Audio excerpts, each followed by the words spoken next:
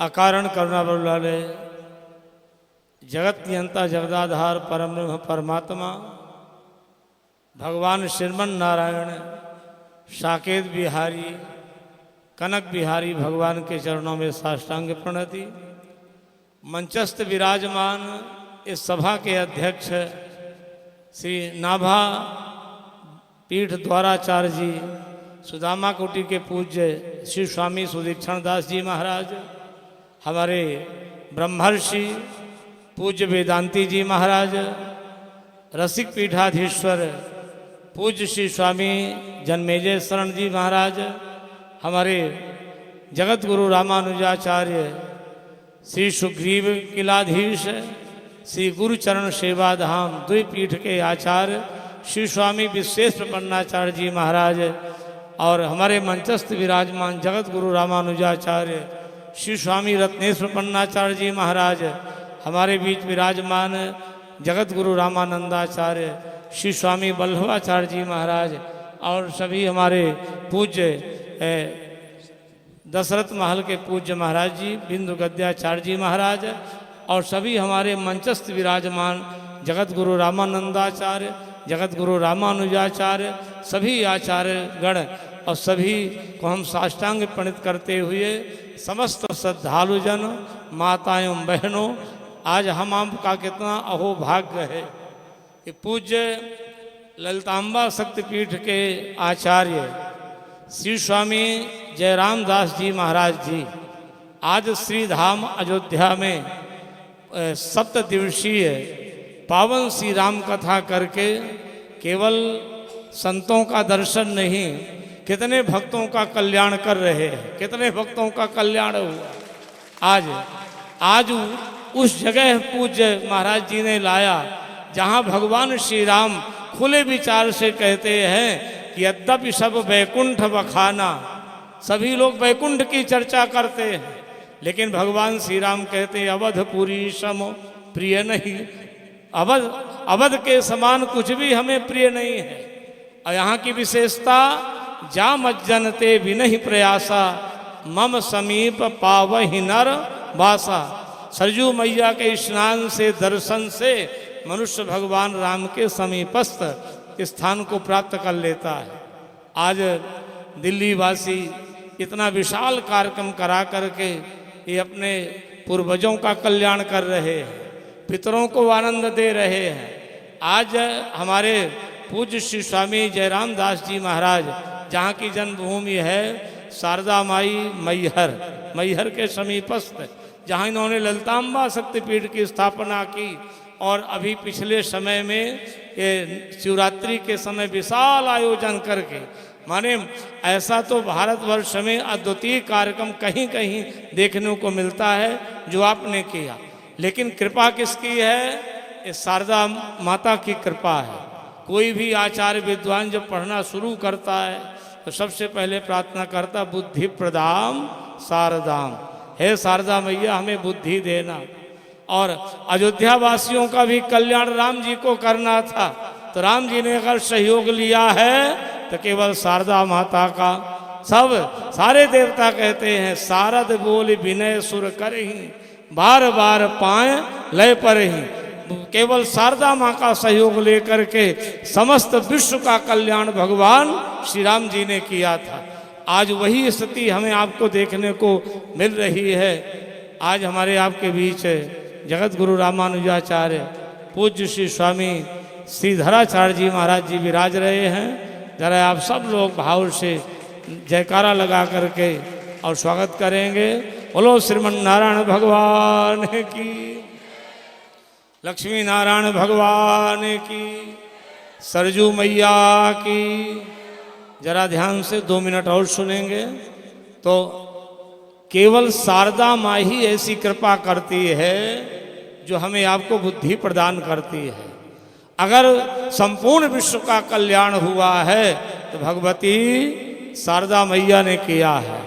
और हनुमान जी महाराज फंसे लंका में, रावण दंड देने के लिए तैयार था। रावण हर तरह से दंड देने के लिए तैयार था कि अंग भंग कर पठयु बंदर, इसको अंग भंग कर दो। लेकिन ऐसी प्रेरणा मिली कि महाराज नीत विरोध न मारिय दूता, लेकिन ऐसी बुद्धि रावण के मन में, दिमाग में भगवती शारदा ने भर दिया। क्यों भरा? क्योंकि हनुमान जी महाराज ने स्मरण किया, हे शारदा माँ अब आप ही कृपा कर सकती हो। अब जैसे शारदा जी ने कृपा किया तो तुरंत रावण ने कहा कि कभी कह ममता पूंछ पर सबही कहु समझाए, तेल बोरी पट बांध पुनि पावक देहु लगाए। तब हनुमान जी ने खूब वहाँ पर आनंद लिए और मुस्कुराए, और हनुमान जी को बड़ा आनंद आया। वचन सुनत कपि मन मुस्काना, भई सहाय शारद मैं जाना, कि शारदा मैया ने कृपा कर दी। तो ये कृपा शारदा माता की है, जो हमारे स्वामी जयराम दास जी महाराज जी को इतनी सुंदर सद्बुद्धि दे करके सारे तीर्थों में आपने स्थान की स्थापना की। सारे तीर्थों में आश्रम, वृंदावन हो, हरिद्वार हो, चित्रकूट हो, मैहर धाम हो और दिल्ली हो, सब जगह आपने स्थापना की। लेकिन स्थापना में अभी बाकी है श्रीधाम अयोध्या। क्या बाकी है? श्रीधाम अयोध्या। दिल्ली वाले कान खोल के सुन ले, हमारे बगल से सुग्रीव किलाधीश बैठे हुए हैं, ये सदैव कहा करते दिल्ली का अर्थ है दी और ली, दी और ली, यही अर्थ करते हैं। इसलिए अब आप भाव समझ गए होंगे, केवल अयोध्या ही बचा है। तो अयोध्या में बनने के लिए आपके लिए शारदा माँ ने कृपा की है, कृपा की है। इस शारदा महारानी की, भगवती की पूरी कृपा आपके ऊपर है, और इसी कृपा से आप श्रीधाम अयोध्या में विशाल श्री राम कथा करके और जनमानस को ओतप्रोत करते हुए और संत महापुरुषों को प्रसन्न करते हुए आप सबका आशीर्वाद दिला रहे हैं। अब ये हमें पूरी संभावना बन गई है, पूर्ण विश्वास है कि श्रीधाम अयोध्या में भी एक सुंदर स्थान बने, और जहाँ दिल्ली वासी आकर के बढ़िया आनंद से स्थान प्राप्त करें। ये हमारी भगवान श्री राम लला से प्रार्थना है, सरजू मैया से प्रार्थना है, और भगवती शारदा माई से प्रार्थना है। इसी तरह की बुद्धि हमारे आचार्य श्री स्वामी जयराम दास जी महाराज जी को प्रदान करें, यहाँ भी उसका लाभ आप सबको प्राप्त हो। ये लाभ से बढ़ के कोई लाभ नहीं है। और 2 मिनट की चर्चा और है कि अगर आप पावन श्री राम कथा 7 दिन तक सुन सके तो हम साथ में लेके क्या जाएंगे। एक संत ही ऐसे हैं, देखो सरकार सबको छुट्टी दिलाती है, सरकार पुरुष कितना भी परिश्रम कर रहा, सर्विस कर रहा, सबको छुट्टी हफ्ता में 1 दिन मिलती है। लेकिन माताओं की कभी छुट्टी नहीं होती है, कि होती है रोज चौका बेलना और रसोई सब करना पड़ता है। ये संत ही कृपा करते हैं।